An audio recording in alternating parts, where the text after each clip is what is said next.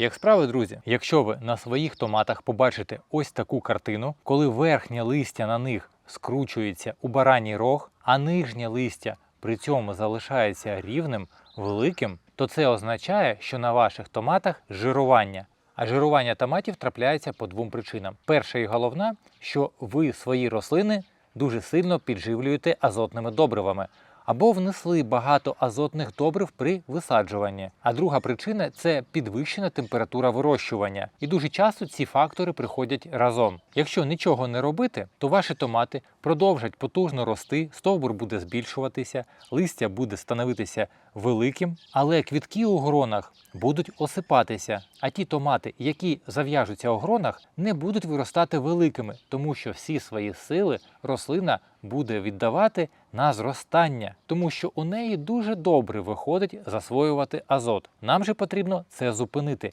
і якомога швидше, особливо якщо ваші томати вже почали квітнути, щоб вони не поскидали свої квітки. Краще за все для цього використовувати сульфат калію. Це дуже швидке калійне добриво. Перевага його в тому, що воно містить у собі від 48 до 52% калію, а також в його складі є сірка, яка дозволить швидко засвоюватися калію. І головне, що в ньому зовсім немає хлору, тому що томати його не люблять. Для цього нам знадобиться на 10 літрів води, бажано вуличної температури, щоб не шкодити корінню рослини, додати 1 повну столову ложку без гірки сульфату калію, перемішати, дати настоятись, щоб вода стала прозорою. А в цей час можна зробити ще одну операцію на томатах, яка також дозволить зупинити жирування. А саме потрібно видалити 2 нижніх листа, це стосується високорослих томатів, а також повидаляти усі пасинки, які вже наросли на томатах, тому що обрізка зеленої маси на томатах викликає невеликий стрес, і після цього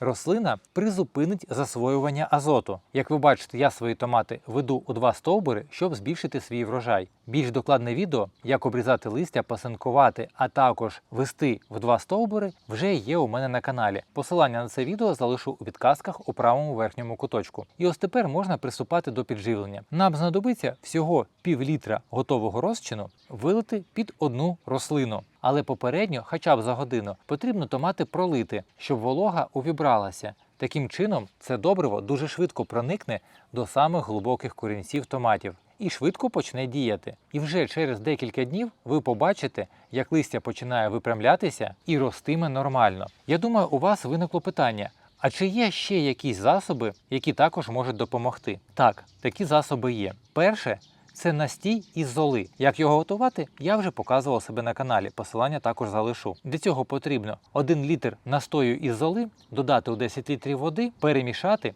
і потім 1 літр цього готового настою виливаємо під рослину. Але цей засіб не буде так швидко діяти, як, наприклад, у сульфаті калію. А ще він не так буде швидко засвоюватися. Ізольний настій, він лужний. Якщо дуже часто використовувати його на своїх рослинах, то вони почнуть погано рости, тому що кислотність ґрунту стане лужною. А в лужному ґрунті рослини погано засвоюють поживні речовини. І ще як варіант можна використовувати гумат калію. Розчиняєте його по інструкції і підливаєте під рослини. Ефект буде швидший, ніж у зольного настою, але не такий швидкий, як у сульфату калію. Тепер ви знаєте, як подолати скручування листя на своїх томатах. Головне вчасно його виявити і вживати заходів. Якщо інформація з цього відео була для вас корисна, обов'язково поставте лайк, не забудьте поділитися цим відео з друзями, а також підписуйтесь на мій канал. Я вам бажаю гарного дня і зустрінемось у наступних відео.